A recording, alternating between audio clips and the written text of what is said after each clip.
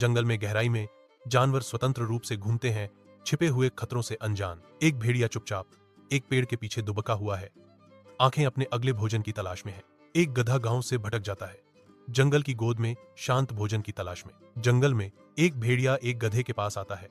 उसका व्यवहार आश्चर्यजनक रूप से सौम्य है। भेड़िए ने अप्रत्याशित विनम्रता से कहा, मैंने मांस खाना छोड़ दिया है और अब एक तपस्वी बन गया हूं, केवल फल और घास खाता हूं। भेड़िए ने निमंत्रण दिया, मैं तुम्हें अपनी कुटिया में आमंत्रित करता हूं, जहां शांति और भोजन है। गधा मुस्कुराता है, भेड़िए के धोखेबाज शब्दों को देखकर, मैं तुम्हारे साथ जाने को तैयार हूं, लेकिन पहले मुझे पास के खेत में कुछ गन्ना खाना है। अदम्य लालच से प्रेरित होकर भेड़िया आगे बढ़ता है, गधा उसके बगल में चलता है। मैं गधे को गांव के किनारे ले जाता हूं, जहां चौकस किसान पहरा देते हैं।